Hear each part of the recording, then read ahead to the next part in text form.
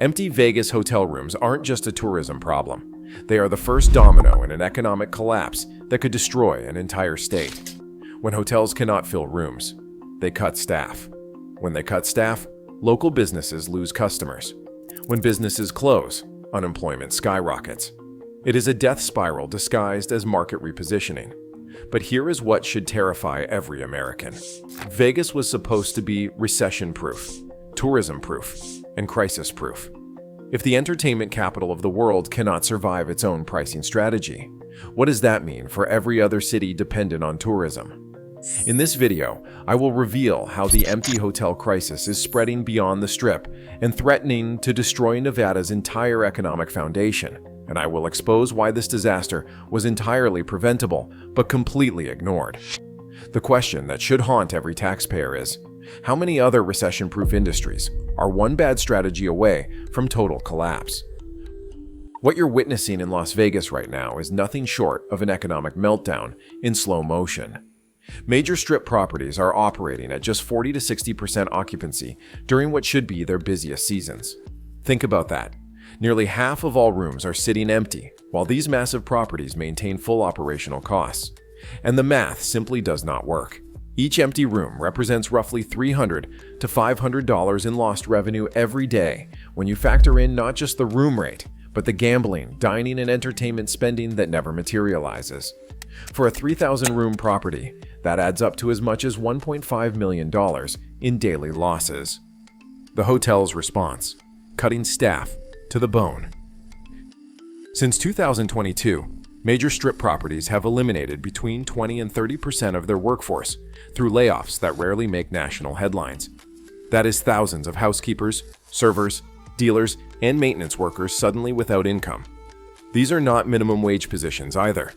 Many were union jobs paying $50,000 to $75,000 annually, with benefits that supported entire families. When those families lose income, the impact ripples throughout the entire Las Vegas Valley. Local restaurants report customer counts down 35% since 2022. Retail businesses in neighborhoods far from the tourist corridor are closing at unprecedented rates. Auto dealerships, furniture stores, and home improvement retailers, businesses that rely on locals having disposable income, are reporting sales declines of 40 to 50%. The municipal data tells an even grimmer story. Clark County tax revenues dropped 22% in the past fiscal year alone. School budgets are being slashed. Infrastructure projects have been canceled. First responder positions are being left unfilled. This is not a tourist problem anymore. It is a full-blown regional economic crisis spreading from the Strip outward, like an economic cancer. What makes this tragedy particularly infuriating is that it was entirely predictable and documented every step of the way. Let me walk you through the timeline of willful ignorance that brought Nevada to the brink. In 2018, multiple consulting firms presented internal reports to major casino corporations, warning that a luxury-only strategy would eliminate approximately 80% of their historical customer base. One leaked executive summary stated explicitly that pursuing ultra-luxury positioning would necessitate occupancy rates below 50%, unless significant new wealth demographics could be attracted to replace traditional visitors. These reports were not speculative. They were based on concrete demographic analysis showing that the middle-class traveler who historically filled Vegas hotels simply could not afford the new pricing models being proposed. The average Vegas visitor in 2015 had an annual household income of approximately $80,000. The new luxury-only strategy targeted travelers with incomes above $80,000, then shifted to target travelers with incomes above $250,000, effectively eliminating the vast majority of their customer base. By 2019, the warning signs were already appearing. Year-over-year occupancy rates declined for the first time in a post-recession period, dropping 7% despite a strong national economy. Rather than course correct, executives doubled down, announcing even more premium room renovations and price increases. Then came 2020 and the pandemic. While the entire travel industry suffered, Vegas executives saw an opportunity. Internal memos from this period, which several whistleblowers have now made public, reveal a cynical strategy. The memos say COVID provides cover for accelerating our luxury repositioning strategy. We can eliminate budget-conscious offerings entirely while blaming pandemic restrictions. As travel resumed in 2021, economic analysts began sounding serious alarms. The Nevada Economic Forum published projections showing what they called an occupancy cliff if current pricing strategies continued. The report warned that Las Vegas could face structural unemployment exceeding 15% by 2023 if middle-market tourism did not return. The response from casino executives was complete dismissal. One chief executive told shareholders that they are not interested in the customer who comes to Las Vegas with $500 in their pocket anymore. That visitor does not align with our brand positioning. From 2022 to 2023, the death spiral was in full effect.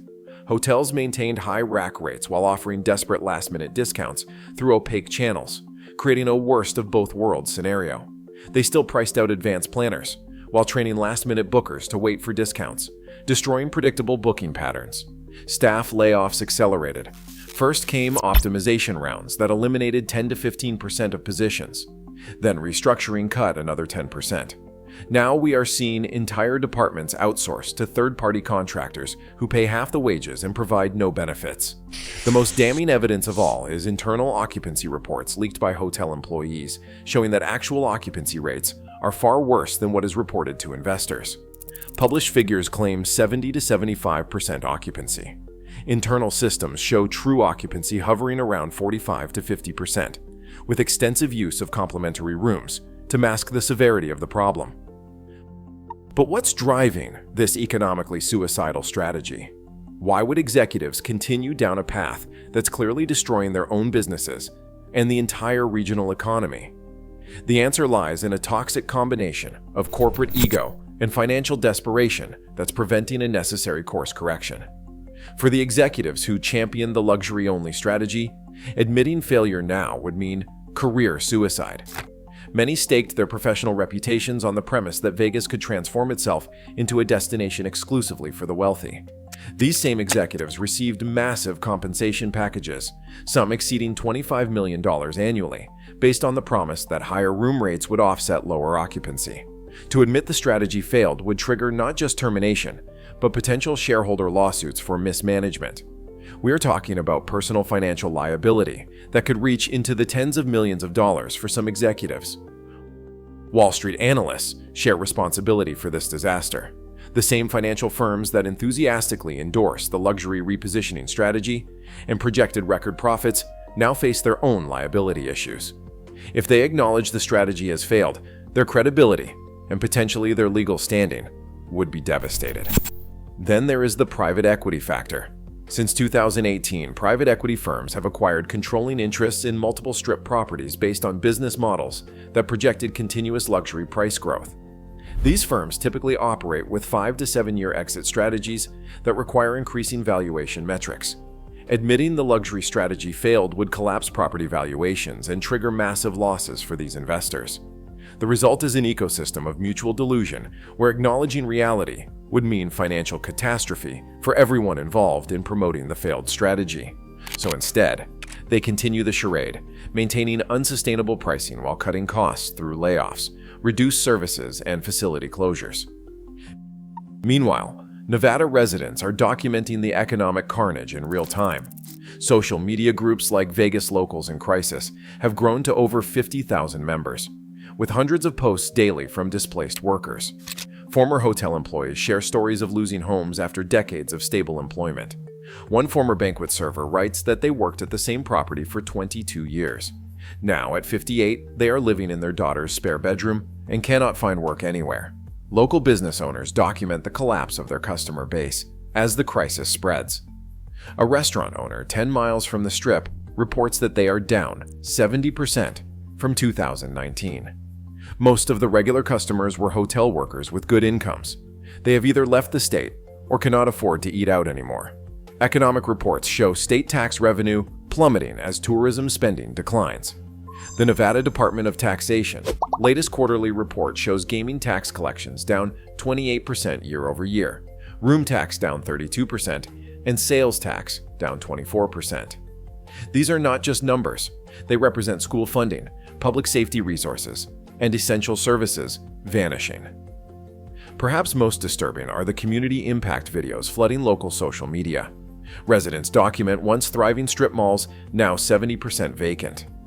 Housing developments show multiple foreclosure signs on every street. School enrollment is dropping as families flee a state with no economic future. One viral video shows a local teacher walking through a neighborhood where 14 of her former students' families lived. 12 homes sit empty, foreclosed, or abandoned as parents sought work elsewhere.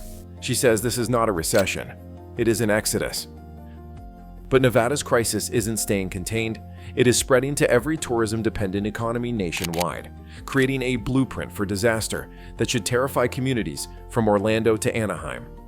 Florida resort areas have increasingly adopted similar luxury-only strategies, with predictable results. The Orlando Sentinel recently reported that off-peak occupancy in major Disney-adjacent properties has fallen below 55% for the first time in decades. Local economic development officials estimate that each 10% drop in hotel occupancy correlates to approximately 15,000 lost jobs throughout Central Florida. California destinations face parallel challenges. Santa Monica hotels that eliminated mid-tier pricing now report occupancy drops of 22% to 30%, triggering layoffs at properties that had maintained stable employment for generations. Local business associations report that for every hotel job lost, approximately 1.8 additional jobs disappear from the surrounding community. Economic analysts now warn of a nationwide tourism industry collapse following the Vegas model. A recent Brookings Institution report titled "The Tourism Wealth Gap" concluded that destination economies that eliminate middle-market travel options face structural collapse regardless of their attractions or amenities. When the economic foundation of visitor volume is sacrificed for luxury positioning, the entire regional economy becomes unsustainable. The pattern repeating across the country is unmistakable. When you price out your historical customer base, entire regional economies collapse regardless of location or attractions. Tourism economies simply cannot survive by catering exclusively to the top 5% of wealth holders. The math does not work at scale. So how do tourism-dependent communities protect themselves from this economic death spiral? The solution starts with acknowledging the fundamental flaw in the luxury-only model. Tourism economies are built on volume, not exclusivity. They require diverse price points that allow visitors across multiple income levels to participate in the local economy. Las Vegas thrived for decades with a model that offered genuine luxury options alongside accessible mid-tier and budget accommodations. This was not an accident, it was economic wisdom. When a $99 room visitor and a $599 room visitor both gamble, dine, and attend shows, the ecosystem sustains itself. Remove the $99 rooms entirely, and you do not just lose those visitors, you lose the entire economic foundation that makes the destination viable. Local governments and tourism regions must recognize their responsibility to protect communities from corporate strategies that destroy regional employment. This means implementing economic impact requirements for major tourism businesses that receive tax incentives, infrastructure support, or special regulatory treatment.